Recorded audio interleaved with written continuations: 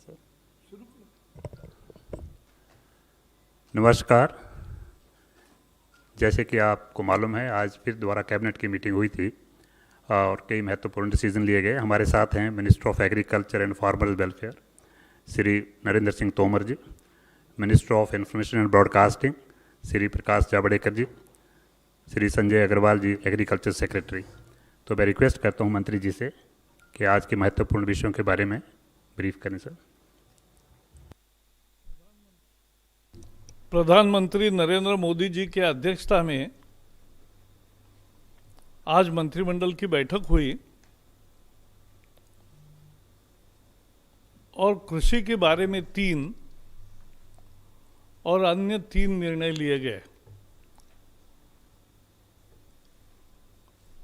कृषि के बारे में ऐतिहासिक फैसले हुए हैं।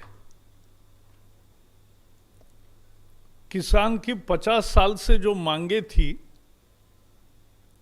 वो आज पूरी हो रही है। पहला अत्यावश्यक कानून इसेंशियल कमोडिटीज एक्ट, अत्यावश्यक वस्तु कानून, उसमें किसान हितैषी सुधार किए गए हैं। ये कानून कब बना था? बहुत पहले बना था, जब देश में किल्लत होती थी। आज कोई किल्लत नहीं है कृषि उत्पादन की, बहुतायत है। और इसलिए ऐसे समय ऐसे बंधन डालने वाले कानून की जरूरत नहीं थी। पहले तो मुझे याद है, शक्कर राशन पर सस्ती मिले इसलिए किसान के शक्कर पर भी लेवी होती थी। अभी भी कुछ कानून के प्रोविजंस ऐसे हैं कि जब कीमतें बढ़ती है तो तुरंत बंधन आते हैं खेती किसान पर, निर्यात बंद होती है, भंडारण पर निर्बंध आते हैं। ये इसेंशियल कमोडिटीज एक्ट की लटकती तलवार ने निवेश को रोका। ना स्टोरेज बढ़ा, न निर्यात बढ़ी, न प्रक्रिया उद्योग बढ़े, न निवेश आया। आज इस लटकते तलवार को खत्म किया है और इसका परिणाम होगा कि किसान को अच्छी कीमत मिलेगी। अनाज, तेल, तिलहन, दाल, प्याज, आलू, ऐसी वस्तुएं इसेंशियल कमोडिटीज एक्ट से बाहर कर दिए गए। अब किसान को तय प्लान के अनुसार वो निर्यात कर सकता है, भंडारण कर सकता है। ये सब सहूलतें उसको मिलेगी। और केवल जब बहुत ही विशेष आपदा होगी, कोई प्राकृतिक आपदा आई या अत्यधिक महंगाई हो गई या कोई युद्ध हो गया, इस तरह का कोई कारण है बड़ा, तो ही ये बंधन फिर लग सकते, नहीं तो लगाने की जरूरत नहीं है। और इसलिए किसानों की ये मांग 50 साल से थी, जो आज तक पूरी नहीं हुई थी, आज ये पूरी हुई है। निश्चित किसान इसका स्वागत कर रहे हैं। बाकी 2 निर्णय है जिसकी जानकारी तोमर जी देंगे, मैं केवल एक शब्द में उसका उल्लेख करूंगा। एग्रीकल्चर प्रोड्यूसर मार्केट कमेटी के बंधन से किसान मुक्त हुआ है। किसान कहीं भी उत्पादन बेच सकेगा, ज्यादा दाम देने वाले को बेचने की आजादी मिली है किसान को, और एक वन नेशन वन मार्केट के दिशा में हम आगे बढ़ रहे हैं, जिसकी जानकारी, बहुत अच्छा कानून आज अध्यादेश की चर्चा हुई है, वो अध्यादेश के बारे में अधिक जानकारी जो हम कानून बनाने जा रहे हैं उसकी जानकारी तोमर जी देंगे।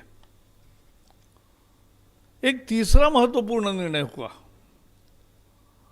ज्यादा कीमतों के गारंटी पर कृषि उपज समझौते से बेचने की किसान को अनुमति मिली है। यानी कोई निर्यातक है, कोई प्रोसेसर है, कोई दूसरे पदार्थों का उत्पादक है, तो उसको कृषि उपज दोनों के आपसी समझौता जो होगा उसके तहत बेचने की सुविधा आज मिली है, जिससे सप्लाई चेन खड़ी होगी। भारत में पहली दफा ऐसा कदम उठाया गया है और उसके सारे महत्वपूर्ण पहलू तोमर जी बताएंगे। चौथा एक निर्णय हुआ है, it's important for commerce and industries. We know the world situation, industries are thinking to diversify their investments in different localities. So, to ensure that the investment enhance in India, an empowered group of secretaries has been formed. And simultaneously in every ministry,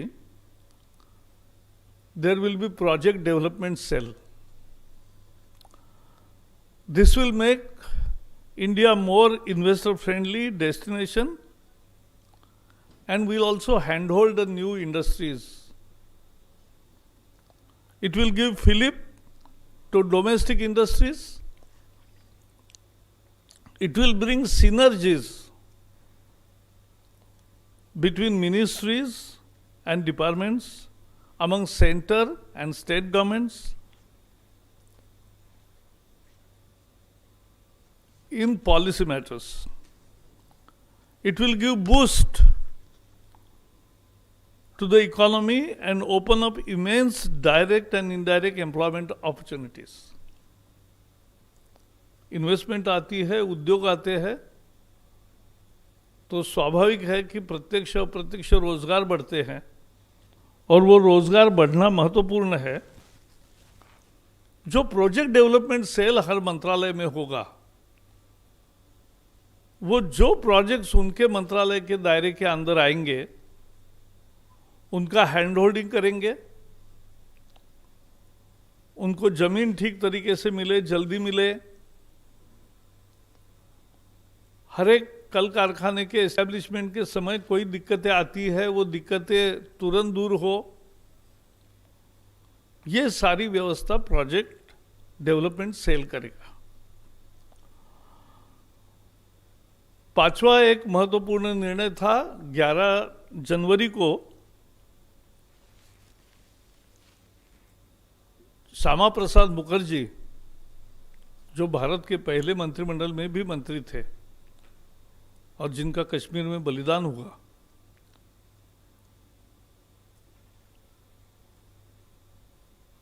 Kolkata port को श्यामा प्रसाद मुखर्जी का नाम देने का फैसला आज लिया गया, जिसकी घोषणा प्रधानमंत्री जी ने 11 जनवरी को वहां कोलकाता में की थी। So today we have renamed the Kolkata port as Kolkata Shyama Prasad Mukherjee port.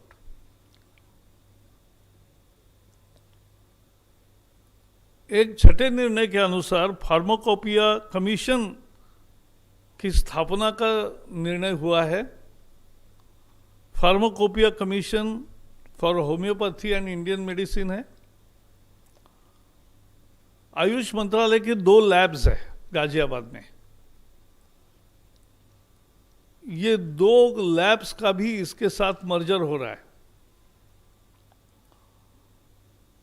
और इससे this will ensure optimum utilisation of infrastructure, financial resources, human resources, and it will ensure standardization of Indian and other drugs. So the consequential changes which were required in drug and cosmetic rules, we have today decided to make necessary changes in the rules also. तो आज की बैठक में किसानों के लिए 3 बड़े निर्णय हुए, और उसके साथ साथ इन्वेस्टमेंट देश में आए इसके लिए भी निर्णय हुआ, और कोलकाता एयरपोर्ट का नाम और उसके साथ साथ फार्माकोपिया कमीशन, ये भी 2 महत्वपूर्ण निर्णय हुए। तो इसमें आत्मनिर्भर पैकेज की भी जो घोषणाओं को आकार देने का काम किया है, और कुछ उसके बाहर के भी है। अंत में इतना ही कहूँगा कि मोदी सरकार ने किसानों का हमेशा पक्ष लिया है, चाहे वो पीएम किसान हो 6,000 रुपये भेजने वाला, या नीम कोटेड खाद हो, या सॉइल हेल्थ कार्ड हो, या ज़्यादा क्रेडिट हो, या किसानों के लिए अनेक सुविधाएं तैयार की है। तो इसलिए ये किसान हितैषी सरकार है। मैं अब तोमर जी को दरख्वास्त करूंगा कि जो 2 महत्वपूर्ण उनके विभाग के निर्णय हुए हैं उसकी वो जानकारी देंगे।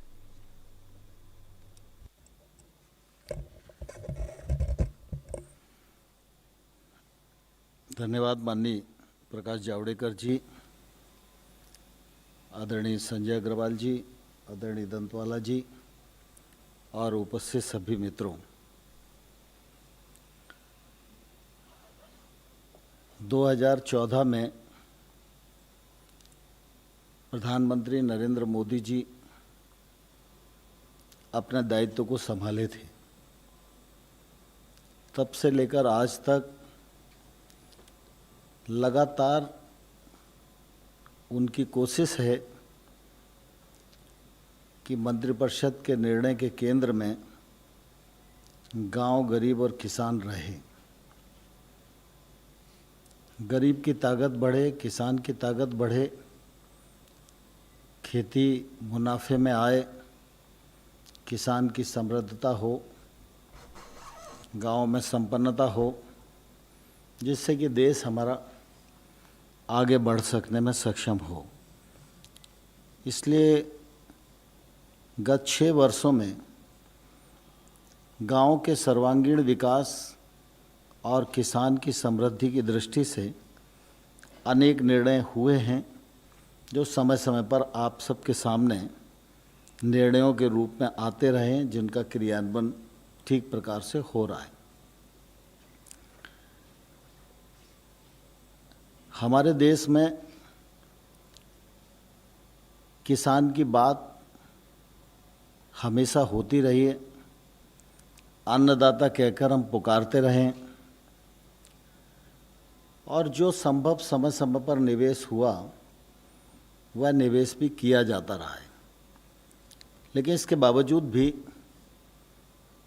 हमेशा ये बात ध्यान में आती है कि किसान की माली हालत ठीक नहीं है। उसके अनेक कारण हैं।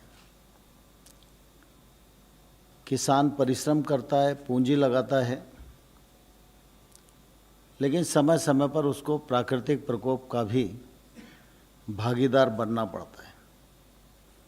यदि फसल बीमा के माध्यम से उसके नुकसान की भरपाई की जाती है, लेकिन हम सब जानते हैं कि जितना नुकसान होता है सामान्य तौर पर वो कवर नहीं हो पाता।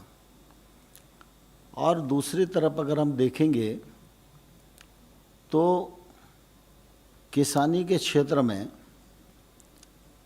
जो निजी क्षेत्र का निवेश होना चाहिए उस दिशा में हमारा देश प्रवृत्त नहीं हो पाता, और इसलिए जब भी बात चलती है तो किसान उत्पादन भी कर रहा है, किसान देश में पैदावार बढ़ा रहा है, किसान अच्छा काम कर रहा है, लेकिन जब छोटे किसान से पूछो तो निश्चित रूप से वो अपने दर्द को बयां करता है। हमारे देश का जो कुल किसानी का क्षेत्रफल है और किसानों की संख्या अनुमानित 14 करोड़ के आसपास है, इसमें 85% किसान छोटा और मझोला है।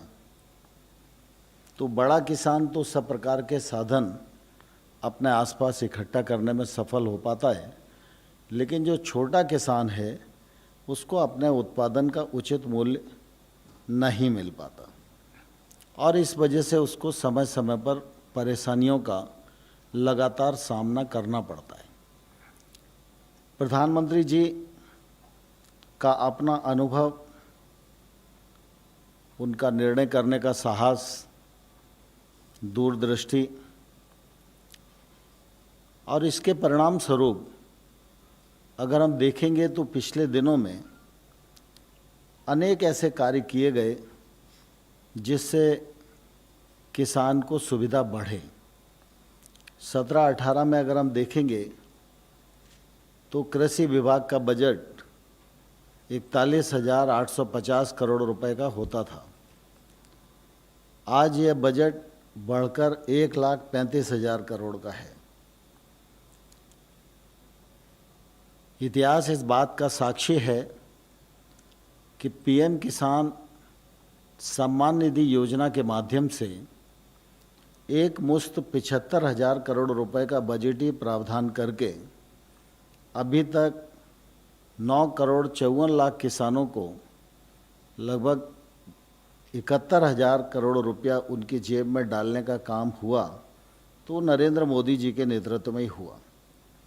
ये इतना बड़ा सरकार का निवेश एक मुश्त आज तक कृषि के इतिहास में कभी नहीं हुआ। प्रधानमंत्री फसल बीमा योजना को परिमार्जित किया गया। गत 2 वर्षों में 13,000 करोड़ किसानों का प्रीमियम जमा हुआ, लेकिन उनके नुकसान की जो भरपाई है वो 64,000 करोड़ रुपया बीमा कंपनियों के माध्यम से की गई। जैविक खेती को बढ़ावा देने का सवाल हो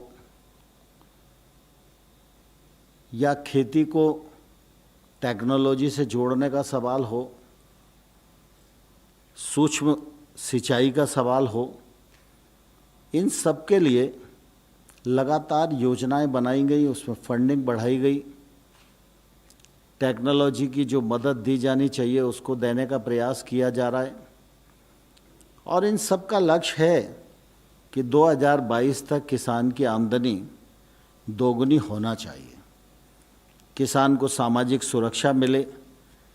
इसके लिए किसान मानधन योजना लागू की गई। अभी केसीसी योजना के अंतर्गत किसान क्रेडिट कार्ड लगभग 6.5 करोड़ लोगों पर हैं। 2.5-3 करोड़ की संख्या भी ऐसी है जिनको किसान क्रेडिट कार्ड दिया जाना है। उसके लिए अभियान चलाकर जल्दी ही इस लक्ष्य को भी पूरा किया जाएगा, और यह लक्ष्य पूरा होगा तो लगभग 2 लाख करोड़ रुपया किसानों के हाथ में पहुंचेगा। अभी केसीसी के माध्यम से 4 लाख करोड़ रुपया ऋण किसानों के पास है। पिछले दिनों आपको ध्यान होएगा कि हम लोग अभी पिछले दिन जब प्रेस कॉन्फ्रेंस की थी तो 31 मार्च की जगह ब्याज सब्सिडी की डेट को 31 अगस्त किया गया। इसका भी फ़ायदा किसानों को मिलने वाला है। एफपीओ बने, कंपनी एक्ट में बने, कोऑपरेटिव एक्ट में बने, लेकिन समूह खेती शुरू हो जिससे किसान की क्रय करने की भी क्षमता बढ़े, उत्पादन करने की क्षमता भी बढ़े, लागत भी उसकी कम आए, और वो अपने खेत में उत्पादकता बढ़ाने में भी सफल हो सके और सामूहिक रूप से वो अपने उत्पाद का विपणन कर सके, इसके लिए 10,000 नए एफपीओ बनाने का कार्यक्रम प्रारंभ किया है। इस पर लगभग 6,866 करोड़ रुपए का खर्च आएगा। यह भी एक तौर से सरकार की तरफ से खेती के क्षेत्र में एक बड़ा निवेश है। गत वर्ष फर्टिलाइज़र सब्सिडी के रूप में 80,000 करोड़ रुपए का निवेश किया गया है। अभी पिछले दिनों जब पैकेज की घोषणा हुई तो कृषि अवसंरचना के लिए 1 लाख करोड़ रुपए का प्रावधान किया गया। कृषि से जो संबंधित काम हैं, चाहे वो पशुपालन हो, मछली पालन हो, हर्बल खेती हो, मधुमक्खी पालन हो, इन सब के लिए भी प्रावधान किया गया और इसका निश्चित रूप से आने वाले कल में खेती के क्षेत्र को फ़ायदा होने वाला है। अभी अल्पावधि ऋण कृषकों के पास 8 लाख करोड़ का है, यह आने वाले वर्ष में 15 लाख करोड़ होएगा। इस बात का भी प्रबंध किया गया है। नाबार्ड कृषि के क्षेत्र में 90,000 करोड़ रुपया प्रतिवर्ष निवेश करता था, लेकिन कोविड संकट को देखते हुए इस बार वह 30,000 करोड़ अतिरिक्त खर्च करेगा, यह भी सरकार ने सुनिश्चित किया। स्वामीनाथन साहब की रिकमेंडेशन को माना जाए, ये मांग लंबे समय तक किसानों की रही, लेकिन मोदी जी ने आने के बाद एमएसपी पर जो लागत पर एमएसपी 50% मुनाफा देकर की जाए, इसको साल में 2 बार घोषित करते हैं। उस दिन खरीफ की एमएसपी घोषित की गई थी और एमएसपी पर भी रिकॉर्ड खरीद आज देश में हुई है और आने वाले कल में भी एमएसपी पर यह खरीद जारी रहेगी। दूसरा, अभी प्रकाश जी ने बताया कि आवश्यक वस्तु अधिनियम में भी संशोधन किया जा रहा है। यह भी निश्चित रूप से कृषि उत्पाद के क्षेत्र में एक बड़ा और क्रांतिकारी कदम है। आज आवश्यक वस्तु अधिनियम में संशोधन और किसान उपज व्यापार वाणिज्य संवर्धन और सरलीकरण अध्यादेश और दूसरा हमारा मूल्य आश्वासन कृषि सेवाओं के करार के लिए किसानों का सशक्तिकरण और संरक्षण अध्यादेश, ये तीनों ऐसे महत्वपूर्ण निर्णय हैं कि कृषि के क्षेत्र में मैं ये कहूँ तो अतिशयोक्ति नहीं होना चाहिए कि आज का दिन एक ऐतिहासिक दिन है। जब इस बात की घोषणा हुई थी तो कई जानकार लोगों ने अपने विचार व्यक्त किए थे, तो उसमें कुछ लोगों ने यह भी कहा था कि देश तो 1947 में आज़ाद हुआ, लेकिन किसानों को आज़ादी अब इस अध्यादेश के माध्यम से मिलने जा रही है। इतना बड़ा महत्व इस ऑर्डिनेंस का है। इस ऑर्डिनेंस के माध्यम से सरकार की ये कोशिश है कि किसान पर जो अपने उत्पादन को बेचने के लिए प्रतिबंध लगे थे, उन प्रतिबंधों से पूरी तरह मुक्त किया जा रहा है। मंडियां रहेंगी, राज्य का एपीएमसी एक्ट रहेगा, लेकिन एपीएमसी की परिधि के बाहर जो सारा क्षेत्र है, चाहे वो किसान का घर ही क्यों ना हो, उस घर में जाकर भी कोई कंपनी, संस्था, processing industry, FPO, cooperative sector के समूह, कोई भी जाकर उसको उत्पादन का उचित मूल्य देकर वहाँ से माल खरीदेगा। मंडी की परिधि के बाहर पूरा ट्रेड एरिया होगा जहाँ पर ट्रेड हो सकती है और इस खरीद और बिक्री पर किसी भी प्रकार का कोई टैक्स किसी सरकार का नहीं होगा, कानूनी बंधन किसी भी प्रकार का नहीं होगा। इससे निश्चित रूप से किसानों को एक तो अपने उत्पादन को कहाँ बेचना, किसे बेचना, किस दाम पर बेचना, इसकी स्वतंत्रता और आज़ादी मिलेगी। और दूसरी तरफ आमतौर पर मंडी में जितने लाइसेंसी व्यापारी होते हैं, एक मंडी में ज़्यादा से ज़्यादा 25-30 लाइसेंसी होते हैं, जब ये खुलाव आ जाएगा तो इसमें कीमतों की प्रतिस्पर्धा में 30 की जगह 300 लोग आएंगे, और जितनी प्रतिस्पर्धा बढ़ेगी वह निश्चित रूप से किसान के लिए फायदेमंद होगी। इस में यह भी प्रावधान किया गया है कि बहुत सारी कानूनी अड़चनें न हों, किसी प्रकार का इंस्पेक्टर राज ना आए, क्योंकि मंडी से बाहर निकलेंगे प्रतिबंधों से, फिर कोई दूसरा इंस्पेक्टर आ गया, तो इससे भी बचाव रखा गया। इसलिए किसी के पास अगर पैन कार्ड है तो वह भी व्यक्ति खरीद कर सकता है, एफपीओ खरीद कर सकते हैं, कोऑपरेटिव सेक्टर के पैक्स वगैरह भी खरीद कर सकती हैं, लेकिन पैन कार्ड अगर होगा तो निश्चित रूप से वो लोग खरीद कर सकते हैं। दूसरा, कोई भी व्यक्ति ई प्लेटफॉर्म बना सकता है। ये ई प्लेटफॉर्म जो है बनाने के लिए कोई भी व्यक्ति स्वतंत्र है, लेकिन उसके नियम केंद्र सरकार बनाएगी और उसका हिसाब किताब भी केंद्र सरकार रखेगी। और अगर कोई इलेक्ट्रिक प्लेटफॉर्म किसी भी प्रकार की धोखाधड़ी और गड़बड़ करेगा तो उसको सुनवाई करना और उसको दंडित करना, उसको ट्रेड से बाहर करना, ये निर्णय निश्चित रूप से केंद्र सरकार करेगी। कृषि उत्पादों के इस प्रकार के व्यवसाय पर कोई भी शुल्क देय नहीं होगा।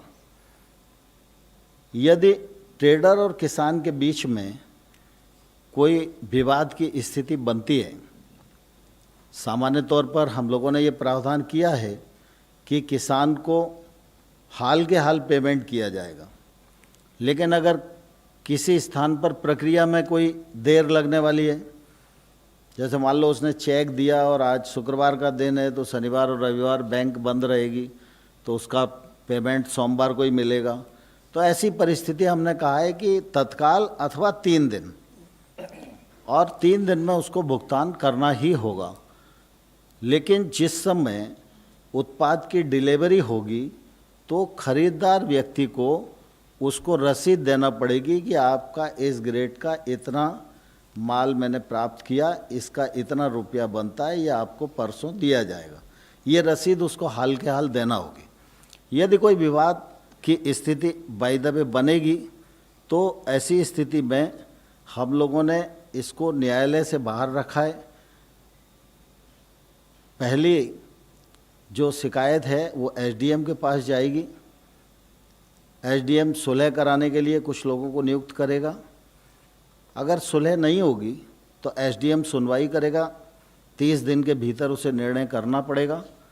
और अगर एसडीएम के निर्णय से संतोष नहीं है तो कलेक्टर के पास अपील हो सकेगी और कलेक्टर उसमें सुनवाई करेगा और निर्णय देगा। इस प्रकार से किसान को निश्चित रूप से इस मामले में पूरी सुरक्षा देने का काम हम लोगों ने किया है।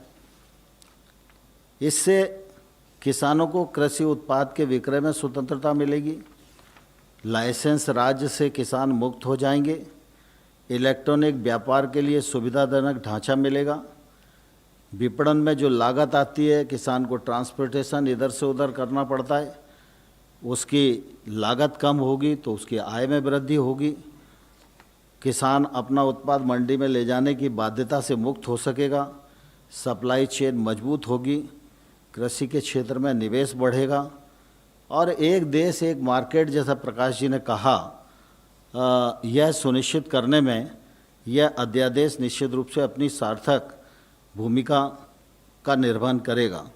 विभिन्न राज्यों के विभिन्न नियम कानूनों के कारण अंतर्राष्ट्रीय कृषि उत्पादों का व्यापार में जो बहुत बाधाएं हैं, वे सब बाधाएं इस अध्यादेश के बाद ख़त्म हो जाएंगी और यह किसान के लिए एक तौर से बड़ा काम हो जाएगा। इससे किसान की सामर्थ्य बढ़ेगी, उसका उचित मूल्य उसको प्राप्त हो सकेगा। और मैं समझता हूँ कि काफ़ी पहले इसकी आवश्यकता जो किसानी के क्षेत्र को जानते हैं वो महसूस करते रहें। सरकारों के सामने भी ये विषय रहा है। पिछले बार मॉडल एक्ट के माध्यम से भी रिफॉर्म करने की कोशिश की गई, लेकिन वो नहीं हो पाया। और इसलिए ये अध्यादेश लाने का इस समय उपयुक्त समय इसलिए लगा कि कोविड-19 के दौरान जो कठिनाइयाँ आईं, किसानों को भी आईं।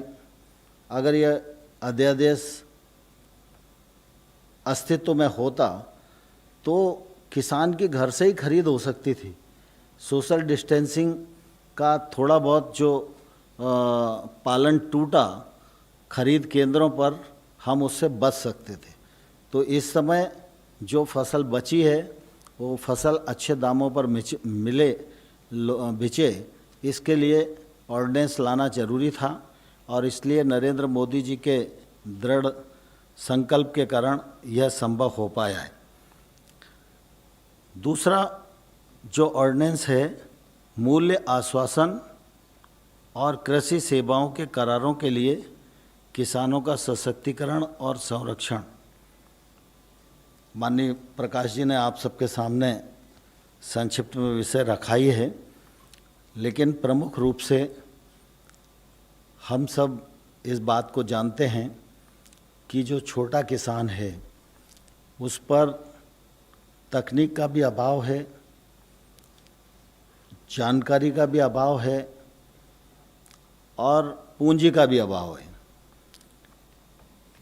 उसकी भूमि इस बात की इजाज़त देती है कि वो अच्छी गुणवत्ता और समृद्ध मानकों के अनुरूप अपने खेत में उत्पादन करे, लेकिन साधनों के अभाव में और उसका उत्पादन उचित मूल्य पर बेचेगा या नहीं बेचेगा, इस शंका के कारण कई बार वो ऐसा नहीं कर पाता। इससे क्लाइमेट चेंज की परिस्थिति में और जल को बचाने की दृष्टि से भी एक विषय पूरे देश में चर्चा में है, फसलों का डाइवर्सिफिकेशन। वो डाइवर्सिफिकेशन भी इसलिए नहीं हो पाता कि किसान को लगता है कि मैं गेहूं के रकबे से फल पर जाऊं और मैं अगर फलों का अच्छा उत्पादन करूं फिर मेरा फल को मार्केट कहाँ मिलेगा, और मार्केट अगर के लिए वो आश्वस्त नहीं है तो वो डाइवर्सिफिकेशन की तरफ भी जाने की हिम्मत नहीं कर पाता।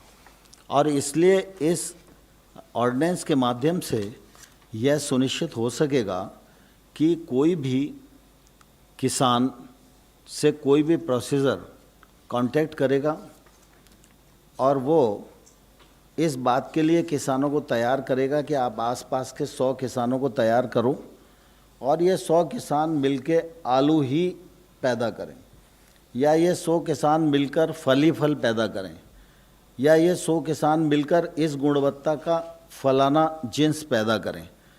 मैं इसको पूरा का पूरा उत्पादन होने के बाद खरीदूंगा। अगर किसान को खरीद की गारंटी मिल जाए तो किसान उत्पादन की गुणवत्ता बढ़ा सकता है, उत्पादन के मानक के अनुसार उत्पादन कर सकता है, क्योंकि उसको मूल्य की गारंटी है कि उसको अच्छा मूल्य मिलेगा। ये अभी तक नहीं हो पा रहा था और इसके कारण आज इस बात की आवश्यकता है कि किसान का रकबा कम हो, किसान की लागत कम लगे, किसान का पानी कम लगे और किसान फर्टिलाइज़र का उपयोग कम से कम करे या ऑर्गेनिक की तरफ जाए। यह समय की आवश्यकता है और कम रकबे में और कम लागत में ऐसी फसल पैदा करे जिससे कि उसको उत्पादन का अधिक मूल्य मिले, जिससे कि वो अपनी समृद्धता को बढ़ा सके। यह तभी होगा जब आने वाले कल में उसको अच्छा मूल्य मिलने की गारंटी होगी। यह ऑर्डिनेंस जो है इस बात की इजाज़त किसान को देता है और इस बात की इजाज़त व्यापारी को, कंपनी को, प्रोसेसर कंपनी को और एफपीओ इत्यादि सभी संगठनों को ये देता है। इसमें मुख्य रूप से हम लोगों ने जो प्रावधान किए हैं उन प्रावधानों में किसान की संरक्षा पूरी करने की कोशिश की है। इसमें जो अनुबंध होगा वो अनुबंध के जो मॉडल हैं वो हमारी एग्रीकल्चर मिनिस्ट्री भिन्न भिन्न भाषाओं में, जितनी भाषाएं देश में हैं 20-22, उन भाषाओं में बना के राज्यों को उपलब्ध कराएगी। और उसके प्रकार कई होंगे, जिन्सवार होंगे। कोई पोल्ट्री के लिए कर रहा है तो अलग एग्रीमेंट होगा, कोई गोट्री के लिए कर रहा है तो अलग एग्रीमेंट होगा, डेयरी उत्पाद के लिए कर रहा है तो अलग एग्रीमेंट होगा, फलों के लिए कर रहा है तो अलग एग्रीमेंट होगा। तो ये एग्रीमेंट बनाकर हम उनको उपलब्ध कराएंगे और इस एग्रीमेंट के अंतर्गत पैदा किए गए कृषि उत्पादों के खरीद बिक्री पर राज्य का कोई अधिनियम लागू नहीं होगा। इस पर भी कोई मंडी टैक्स, ये वो इंस्पेक्टर इधर से उधर कोई उसको छेड़ाछाड़ी नहीं करेगा। किसानों को गारंटी युक्त मूल्य मिलेगा जिसका निर्धारण एग्रीमेंट की शर्तों में किया जाएगा। जैसे उदाहरण के लिए एक किसान ने तय किया कि मैं केले का उत्पादक हूँ और मैं आपको 10 रुपये किलो में केला दूंगा। अब दोनों लोगों का एग्रीमेंट हो गया, 10 रुपया मिनिमम प्राइस तय हो गया। तो 10 रुपया देने के लिए वो कंपनी वाला किसान को बाध्य रहेगा, कैसी भी परिस्थिति और कैसी भी प्रतिकूल परिस्थिति रहे। लेकिन ये मिनिमम कीमत होगी, लेकिन फसल जब आएगी तो हो सकता है उसका भाव ज़्यादा हो, और अगर ज़्यादा भाव होगा तो उस ज़्यादा भाव में भी किसान का हिस्सा होगा। अगर प्रतिकूलता होगी तो मिनिमम मूल्य की गारंटी होगी, और अधिक मूल्य बढ़ेगा तो उसका मैकेनिज्म हम तय करके देंगे, और उस बढ़े हुए मूल्य का भी एक भाग किसान को मिलेगा, जिससे कि निश्चित रूप से उसको अपने उत्पादन का पूरा मूल्य मिल सकेगा। इसमें एग्रीमेंट में किसी भी प्रकार से किसान की भूमि प्रभावित नहीं होगी। इस एग्रीमेंट में इस प्रकार का कोई प्रावधान नहीं किया जा सकता है कि वो उसकी भूमि पर लीज कर लिया या उस भूमि को लोन लेके गिरवी रख दिया, ऐसा कुछ भी नहीं होगा। इस एग्रीमेंट में यह भी सुनिश्चित किया जाएगा कि अगर किसान और इंडस्ट्री या किसान और अन्य संस्था, जिन दोनों के बीच में अनुबंध है, अगर उनमें कोई विवाद की स्थिति बनती भी है तो विवाद के लिए एसडीएम और आपका कलेक्टर दोनों कोर्ट रहेंगे, जिनमें वो अपने वाद को ले जा सकते हैं और वहाँ से निर्णय होगा। लेकिन किसान के विरुद्ध कोई भी निर्णय उसकी भूमि के विरुद्ध नहीं होगा। भला जैसे मान लो थोड़ी देर के लिए कलेक्टर ने निर्णय दे दिया कि भाई कि इस किसान को इतना पैसा ऐसे देना पड़ेगा, इसको घाटा हो गया, आपके एग्रीमेंट का उल्लंघन है, तो आप कहीं से भी दीजिए, नहीं दीजिए तो आप की ज़मीन है, इसको बेच के दे दीजिए या ज़मीन के बदले दे दीजिए, तो उसकी भूमि के विरुद्ध कोई भी अधिकारी निर्णय नहीं सुना सकेगा। और किसान से इंडस्ट्री वाला सिर्फ उतना ही वसूल कर सकेगा जितना उसने आदान किसान को दिया है। अगर उसने कोई एग्रीमेंट करते समय एडवांस दिया है तो वो उसे मिल सकेगा, अगर उसने कोई बीज दिया है तो उसे मिल सकेगा, कोई पेस्टिसाइड दिया है तो उसकी जो कीमत है उतना ही ले सकेगा, इससे ज़्यादा वो नहीं ले सकेगा। और किसान का इस दृष्टि से इसमें लाभ ही लाभ है और किसान को पूरा संरक्षण देने का प्रयास इस ऑर्डिनेंस में दिया गया है। इससे खेती के क्षेत्र में निश्चित रूप से फसलों के विविधीकरण को बढ़ावा मिलेगा, क्योंकि किसान बुआई से पहले ही विपणन का समझौता कर चुका होगा, बिचौलियों का सफाया होगा, किसानों को उत्पाद का सही मूल्य मिलेगा, विपणन की लागत कम होगी, पारदर्शी तरीके से खाद्य प्रसंस्करणकर्ताओं, थोक और बड़े विक्रेताओं, निर्यातकों से किसान सीधा इससे जुड़ पाएगा।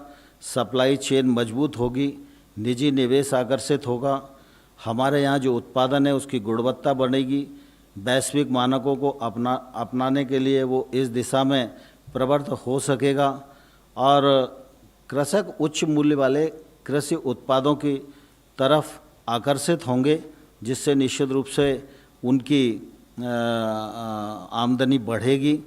कृषि क्षेत्र में ज़मीन की गुणवत्ता युक्त कृषि आदान, वेयर हाउसिंग, कटाई पश्चात मैनेजमेंट, प्रसंस्करण, इन सब चीज़ों में निवेश बढ़ेगा।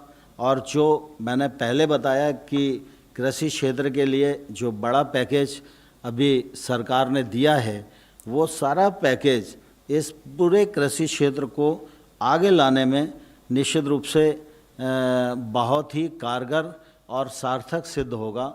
मैं समझता हूँ कि ये तीनों ऑर्डिनेंस किसानी के क्षेत्र में, कृषि उत्पाद के क्षेत्र में और किसान को आज़ाद करने की दृष्टि से आने वाले कल में मील का पत्थर साबित होंगे। ऐसा मेरा आप सब लोगों के बीच में अपना वक्तव्य है। बहुत धन्यवाद देता हूँ।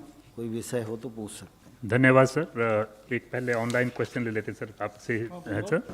सागर पाटिल डेली पुडारी से है सर, उनका सवाल, आज हमारा कृषि का उत्पादों का निर्यात न्यूनतम है, क्या सरकार एग्री एक्सपोर्ट पॉलिसी जिसमें किसानों की भागीदारी होगी उसके बारे में विचार कर रही है?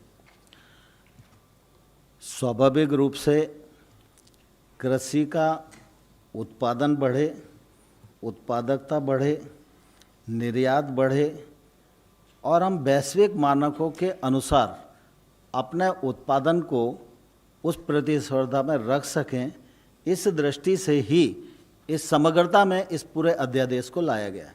59।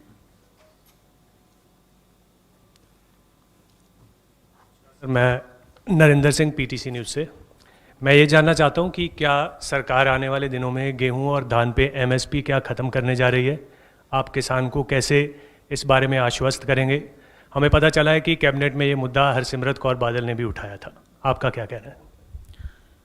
देखिए, अभी 2 दिन पहले जो कैबिनेट हुई थी उसमें खरीफ की फसलों का एमएसपी हमने घोषित किया है और मैंने जब अपनी बात प्रारंभ की थी तो यहीं से की थी कि मोदी जी की सरकार ने स्वामीनाथन साहब की रिकमेंडेशन को मानकर लागत पर 50 गुना लाभ देकर एमएसपी घोषित करना प्रारंभ किया है।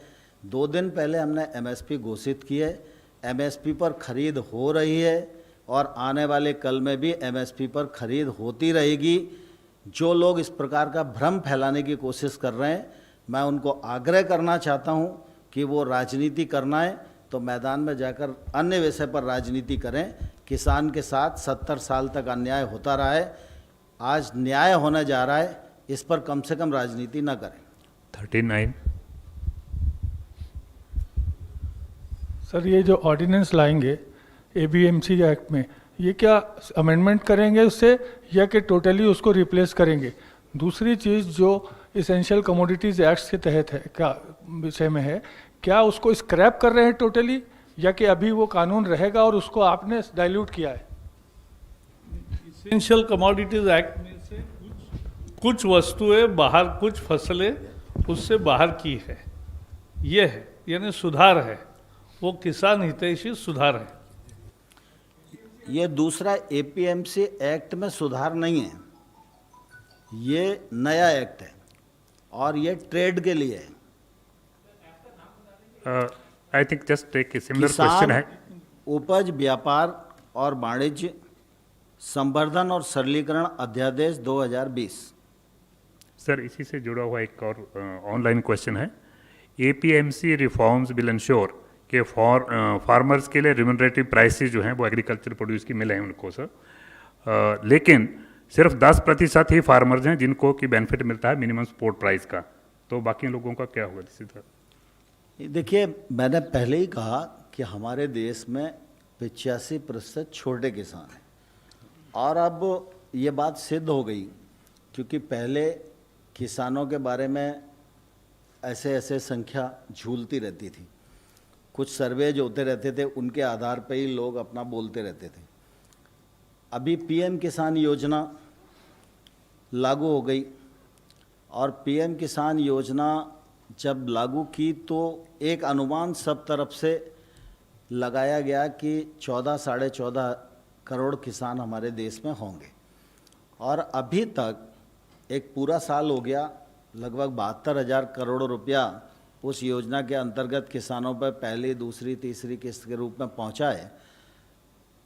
लेकिन अभी 10.5 करोड़ लोग ही पंजीयक हो पाए।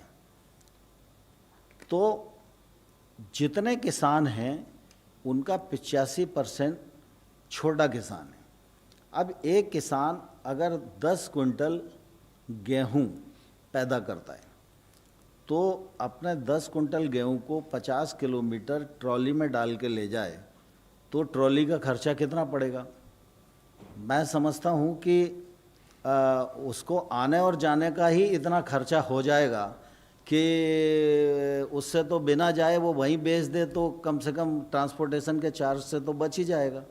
इसलिए ये जो छोटा किसान है, इस छोटे किसान तक व्यापारी भी पहुँचे, प्रोसेसर भी पहुँचे, टेक्नोलॉजी भी पहुँचे, पूंजी भी पहुँचे, इंफ्रास्ट्रक्चर भी पहुँचे, इन सब चीज़ों को ध्यान में रखते हुए और इसका जो उत्पादन है वो उसके घर या उसके करीब से किसी भी खेत से खरीदा जा सके, जिससे कि उसके ट्रांसपोर्टेशन चार्ज में कमी आए और उसकी लॉजिस्टिक जो खर्च है वो बच सके।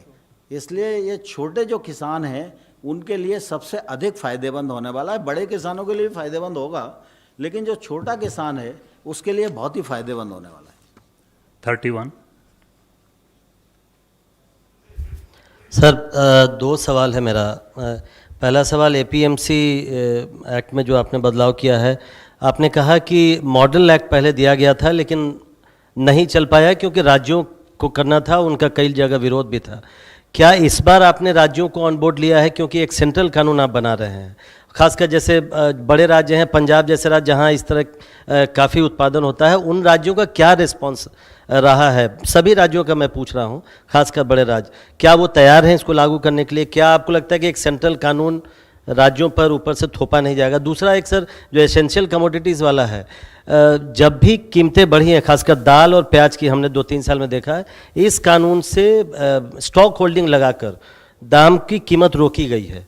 क्या आपको लगता है कि जमाखोरी को बढ़ावा नहीं मिलेगा जो आप लोगों ने डाइल्यूट किया है उसको? किसान व्यापार करना चाहता है और किसान अच्छी कीमत पाने का अधिकारी है और इसलिए हम ये निश्चित कहेंगे कि आज के सुधार है इसमें ग्राहकों का भी संरक्षण है, किसानों का भी संरक्षण है और पूरे प्रोसेस का एक ऐसी व्यवस्था बना दी गई है कि आज तक जो एक तलवार लटक रही थी वो तलवार उससे हटाई गई है। इतना ही काम है। 79. You are having a On these question. items which have been Prashant ji ने excluded. पूछा, उसके बारे में मैं आपको बताना चाहता हूं कि कुल मिला के जो एपीएमसी मॉडल एक्ट था वो अलग था। ये जो ऑर्डिनेंस है ये उससे बिल्कुल अलग है। यह ऑर्डिनेंस अंतर्राज्यीय व्यापार के मामले में केंद्र सरकार कोई कानून बना सकती है, यह अधिकार केंद्र सरकार को देता है। इससे किसानों का फ़ायदा होगा, किसानों की बंदिशें ख़त्म होंगी और किसानों को फ़ायदे के लिए जब ये कानून लाया जा रहा है तो निश्चित रूप से इसमें किसी का कोई मतभिन्नता नहीं होगी। पंजाब, हरियाणा और बाकी उत्तर प्रदेश, मध्य प्रदेश, महाराष्ट्र बहुत बड़े उत्पादक राज्य हैं और उन सब राज्यों के किसानों को निश्चित रूप से मैं बहुत प्रशंसा भी करना चाहता हूं, उनके सामने नमन भी करना चाहता हूं और मैं उन सब को आश्वस्त करना चाहता हूं कि यह जो कानून है यह उनके जीवन में पूरी तरह बदल लाने वाला है।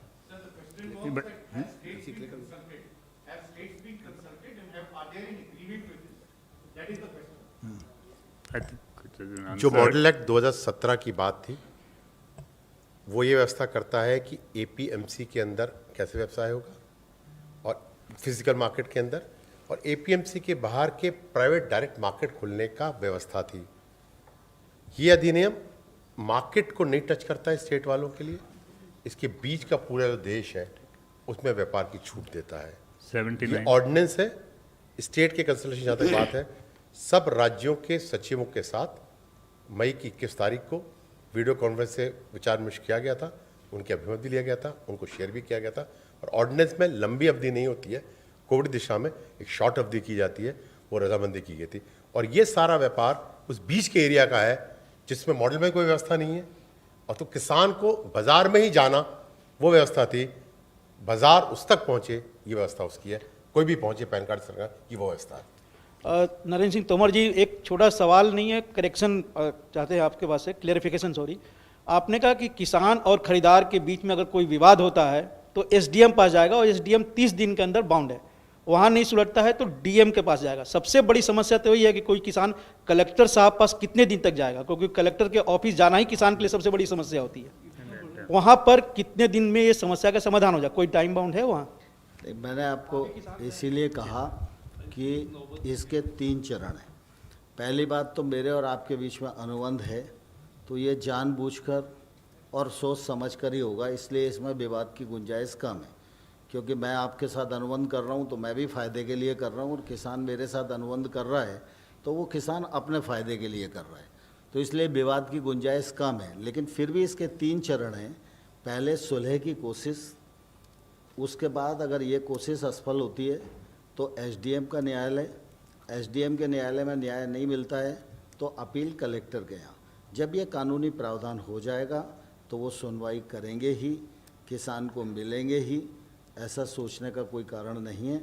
दूसरा मेरा इस मामले में यह आग्रह है कि एसडीएम और कलेक्टर दोनों को 30-30 दिन में निर्णय देना है, ये बाध्यता रहेगी। 13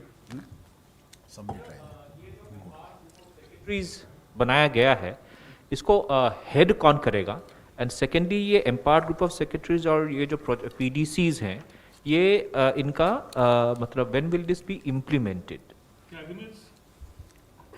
कैबिनेट सेक्रेटरी इसके चेयरपर्सन रहेंगे, और CEO NITI Aayog, secretary DIPP, secretary commerce, secretary revenue, economic affairs and secretary of the concern department की जिसका प्रपोजल होगा तो वो रहे। 26 सर, एक क्लैरिफिकेशन के लिए, ये जो सेकेंड ऑर्डिनेंस की आपने बात किया, ये क्या एपीएमसी एक्ट को एक्चुअली रिप्लेस करना, या एपीएमसी एक्ट जहाँ पर है ये अलग से कॉन्ट्रैक्ट फार्मिंग के लिए है? एपीएमसी एक्ट राज्य का है और ये सेंट्रल का एक्ट है। एपीएमसी एक्ट रहेगा। एपीएमसी एक्ट जहाँ एपीएमसी घोषित है उस परिधि के भीतर एपीएमसी काम करेगी, और जो उसकी परिधि में नहीं है उस पूरे देश में ये एक्ट काम करेगा। Okay, thank you sir. और सर एक दूसरा सवाल सर, आज there are many questions sir एक छोटा सा सवाल सर, आज मसूर पे इंपोर्ट ड्यूटी 30% से घटाकर 10% किया गया है, तो कुछ किसान ऑर्गेनाइजेशन का बात है कि फार्मर्स को अच्छे भाव मिल रहा है, तो क्यों किया गया है? मसूर की दर एमएसपी के ऊपर ही चल रही है, तो एमएसपी की न्यूनतम दर मिल रहा है, उसकी उपलब्धता के लिए 310% किया गया। तोमर सर इधर से, उसके बाद भी उसका रेट एमएसपी के ऊपर लागू होता है, इंटरनेशनल बाजार के ऊपर। तोमर सर इधर से, हर साल आप लोग गेहूं की और दोनों रबी और खरीफ की फसलों का आप 50% या जो भी नए दरों से आप अनाउंस करते हैं। बहुत सारे स्टेट है इसमें, बिहार का मैं जिक्र करना चाहूँगा, पैक्स खरीदारी करती है और धान छोड़ के कोई भी फसल नहीं करती। 8 से 9 लाख मेट्रिक टन की प्रोडक्शन है बिहार में एनुअली। आप डाटा बता दीजिए सर बिहार में कि 10,000 क्विंटल भी गेहूं की खरीदारी बिहार सरकार ने की होगी। तो क्या एनडीए रूल्ड सरकार है, आपकी सरकार है, उन किसानों का इस पूरी योजना का, पूरे घोषणा का कोई फायदा मिल पाता या नहीं पाता?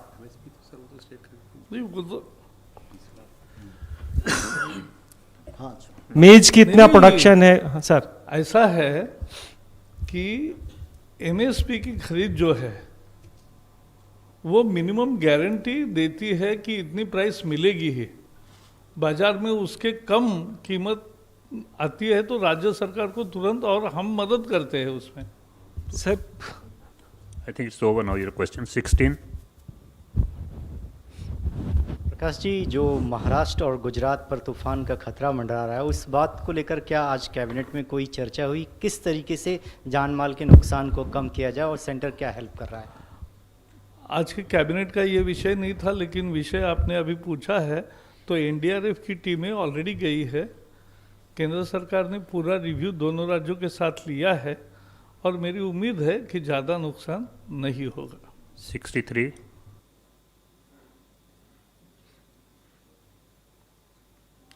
और सर, जिस तरह से आपने एमएसपी पिछली प्रेस कॉन्फ्रेंस में जो आपने किया था तो कैबिनेट में एमएसपी बढ़ाया गया था, इस वक्त भी सर आप ओपन मार्केट कर रहे हैं, साथ ही साथ एक तरह से कहीं ना कहीं कैप भी, जैसा कि प्रशांत सर ने भी पूछा था, कहा था कि कैप हटा दिया गया था, होर्डिंग लोग कर सकते हैं, कहीं ना कहीं इससे इन्फ्लेशन पर भी अगर जो असर होगा उसे कैसे चेक करेंगे? नहीं, इससे मुझे लगता है कोई फर्क नहीं आएगा। इससे किसान का भी फायदा होगा और किसान का खर्चा कम होगा, तो जो कंज्यूमर के पास जब आएगा तो निश्चित रूप से उसको भी चीज़ें सस्ती मिलेंगी। I think that's all. Last. Thank you very much, friends. Thank you, sir. Thank you very much.